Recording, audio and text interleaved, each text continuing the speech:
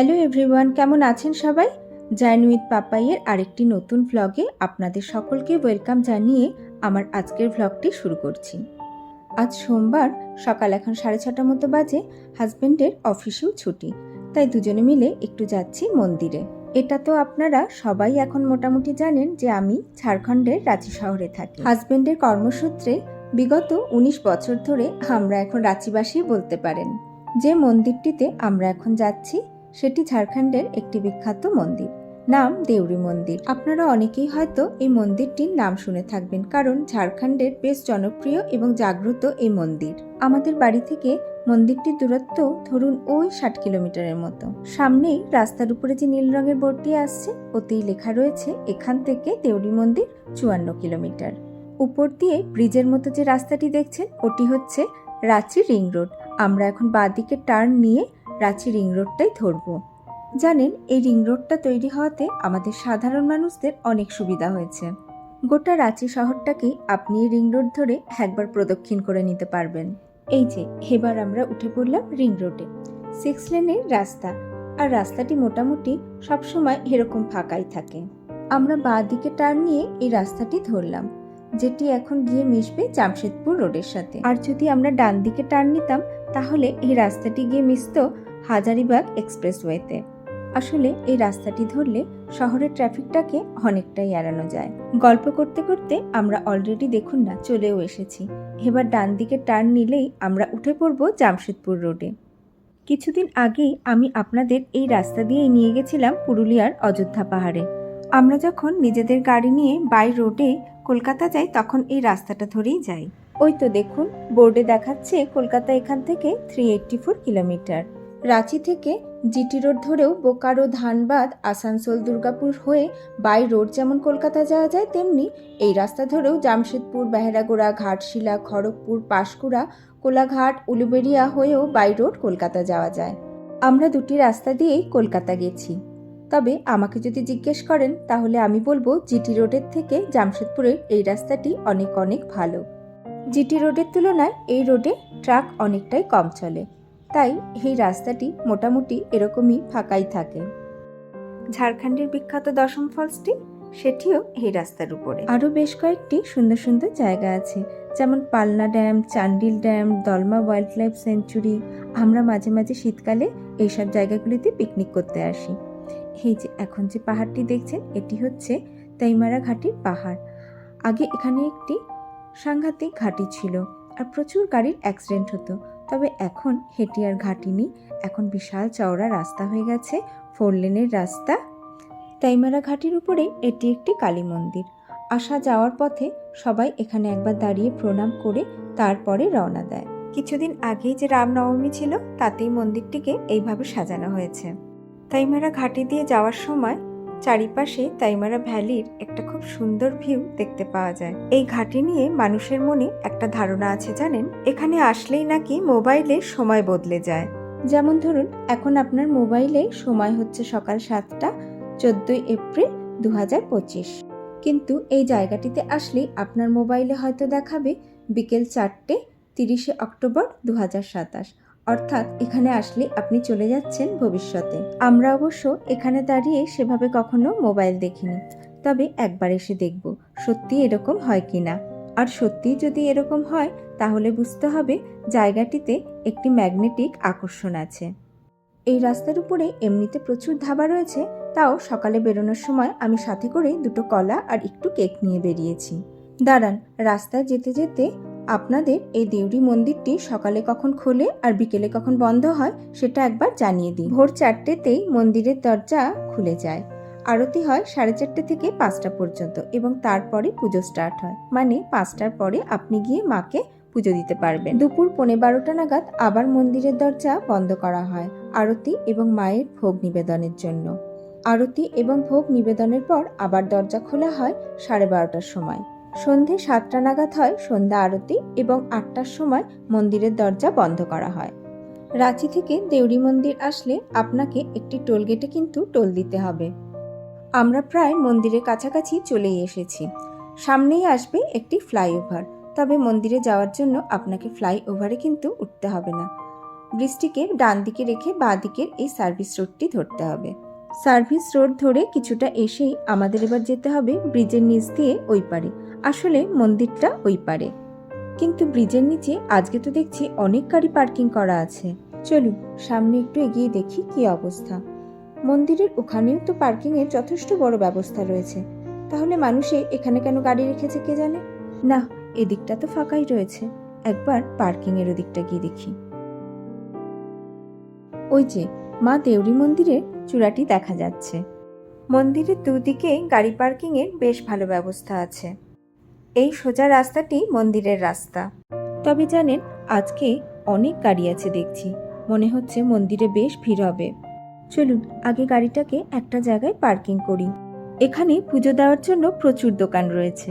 তবে জানেন, দক্ষিণেশ্বরের মন্দিরে আমরা যেমন ডালায় করে পদ্ম ফুল, জবা ফুল, প্যারা দিয়ে মাকে পুজো দিই, এখানেও পুজোর নিয়মটা অনেকটাই সেরকম। চলুন, আমাদের ডালি নেওয়া হয়ে গেছে। লাল জবা ফুল, লাল কাপড়, নারকেল, পদ্ম ফুল, লাল হলুদ রঙের সুতো দিয়ে ডালিটা কি সুন্দর লাগছে দেখুন। এবার তাড়াতাড়ি যাই, লাইনে দাঁড়াই, আজকে মনে হচ্ছে সাংঘাতিক ভিড় হবে। নতুন গাড়ি কিনেও অনেকেই আবার এই দেউরি মন্দিরে পুজো দিতে আসেন। আপনারা যে দোকান থেকে ডালি কিনবেন, চাইলে সেখানেও জুতো চটি খুলে রেখে আসতে পারেন। আর না হলে মন্দিরের ঠিক ডান পাশেই কিছু দোকান রয়েছে, সেখানেও জুতো খুলে অনায়াসে মন্দিরে ঢোকা যায়, কোনো অসুবিধা হয় না। তবে আজকে তো দেখছি সাংঘাতিক অবস্থা, পুরো মন্দিরের গেটের বাইরে থেকেই লাইন রয়েছে। ভিড় দেখে চিন্তা হচ্ছে জানেন, কি জানি মাকে দর্শন করতে পারবো কিনা। আগে লাইনে দাঁড়িয়ে তো পড়ি, তারপরে দেখা যাবে।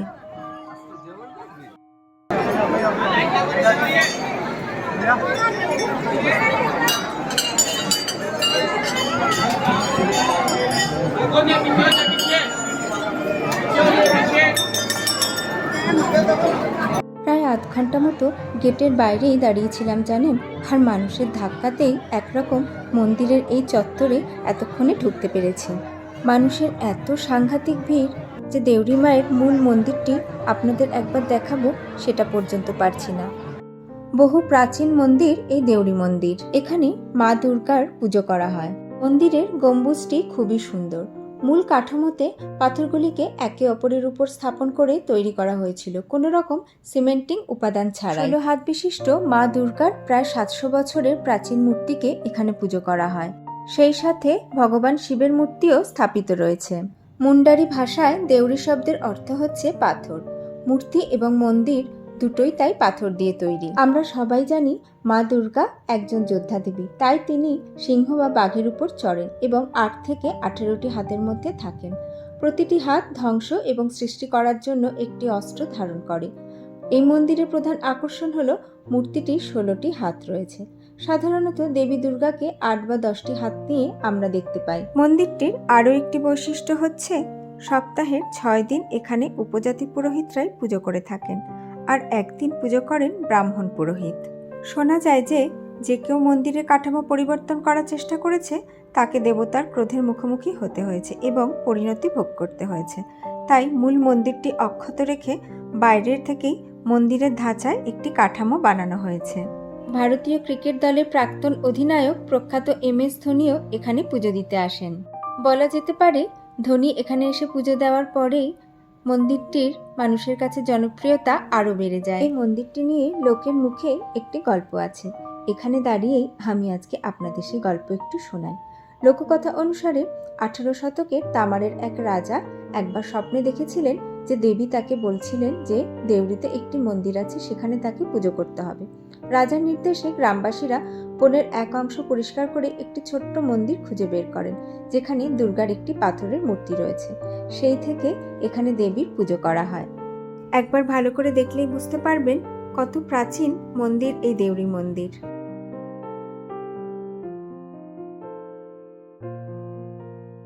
তবে আজকে এখানে সাংঘাতিক মানুষের ভিড়। লোকে পুজোর ডালাটিকে পর্যন্ত 2 হাতের উপরে বুকের সামনে ধরে দাঁড়াতে পারছে না, সবাই মাথার উপরেই ডালাটিকে ধরে দাঁড়িয়ে আছে। কিছু পুরোহিত অবশ্য ডালা নিয়ে গিয়ে মন্দিরের ভিতরে গিয়ে পুজো দিয়ে নিয়ে আসছিল। এত ভিড় দেখে আমরাও তাই ঠিক করলাম ওইভাবেই আজ মায়ের পুজো দেব। ওই যে আমাদের পুজো হয়ে গেছে, আমাদের পুজোর ডালাটি এখন নিয়ে আসছে।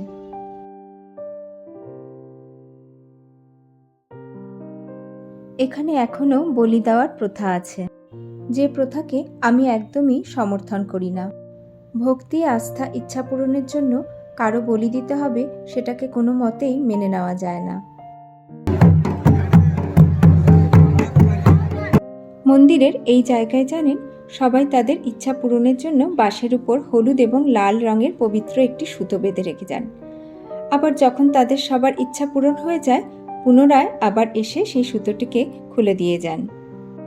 চলুন, আমাদের পুজো হয়ে গেছে, এবার বাড়ির পথ ধরব। আজকে তো প্রচণ্ড ভিড় ছিল, আমরা দর্শন করতে পারলাম না ঠাকুরের। আমাদের পুজো হয়ে গেছে, এখন বাড়ির পথে বাড়ির দিকে যাচ্ছি আমরা আর কি।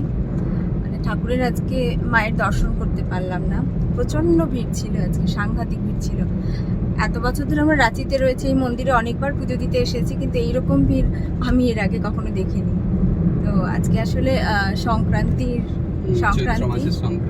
চৈত্র মাসের সংক্রান্তি, অনেকেরই আজকে নিউ ইয়ার ডে, ঝাড়খণ্ডে নিউ ইয়ার ডে।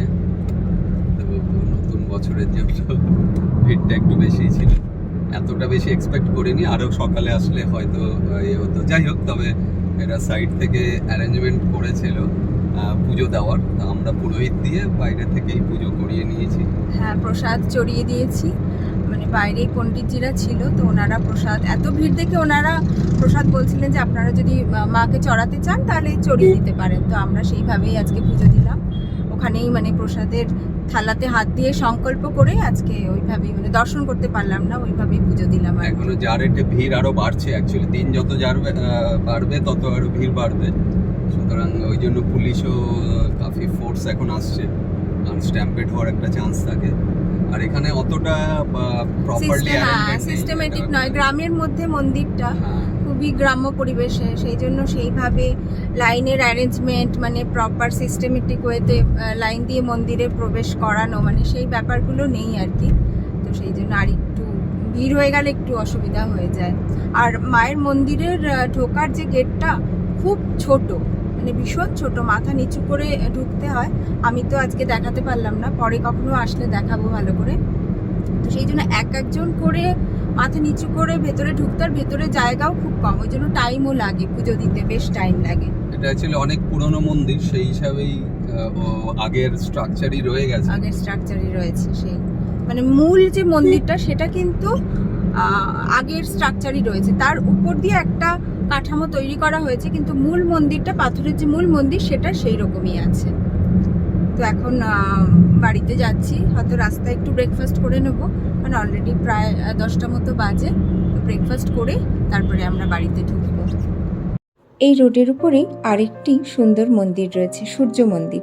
চলুন, আপনাদের একবার এই সূর্য মন্দিরটি ঘুরিয়ে তারপরে বাড়ি যাব। ছোট্ট একটি টিলার উপরে এই মন্দির, বেশ শান্ত, নিরিবিলি, সুন্দর একটা পরিবেশ। চলুন এবার ভিতরে যাই। গোটা মন্দিরটি মার্বেল দিয়ে তৈরি। মন্দিরের ছাদটিকে একবার দেখুন, কি সুন্দর। তবে মন্দিরের ভিতরে কথা বললেই ইকো হচ্ছে, জানেন।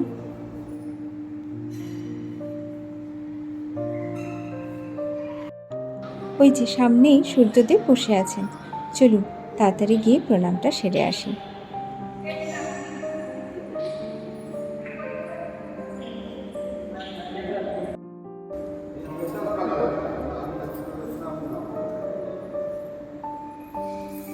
শান্ত না, ঠান্ডা মন্দিরের ভিতরটা একদম।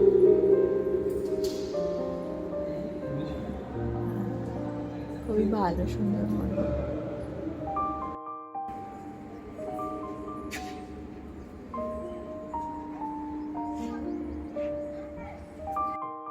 এই সূর্য মন্দিরটা একটা টিলার উপরে। এমনি ঝাড়খণ্ডের রাঁচি শহরে তো প্রচুর ছোট ছোট এরকম টিলার মতো পাহাড় আছে, সেটা তো আপনারা জানেনই। তো এই মন্দিরটাও সেরকমই একটা ছোট্ট টিলার উপরে, যার জন্য এর উপরে উঠলে চারিদিকটা খুব সুন্দর দেখতে লাগে। দাঁড়ান, ক্যামেরা ঘুরিয়ে আমি একবার আপনাদের চারিদিকটা দেখাই। সূর্য মন্দির, আর এই দেখুন চারিদিকটা কি সুন্দর লাগছে, পুরো পাহাড়গুলি দেখা যাচ্ছে।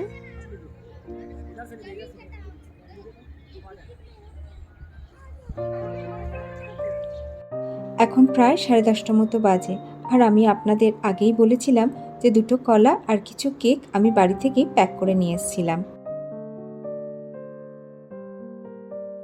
কেক আর কলা দিয়ে ব্রেকফাস্ট করেই আমরা রওনা দেব। 10:30টায় রওনা দিলে মোটামুটি আমাদের বাড়ি পৌঁছাতে 11টা বেজেই যাবে। তাহলে চলুন আজকের ভিডিওটি আমি এখানেই শেষ করছি। যদি ব্লগটি আপনাদের ভালো লেগে থাকে তাহলে লাইক, কমেন্ট আর সাবস্ক্রাইব করার অনুরোধ রইল। সবাই খুব ভালো থাকবেন, সুস্থ থাকবেন আর আনন্দে থাকবেন। দেখা হচ্ছে আমার নেক্সট আরেকটি ব্লগে।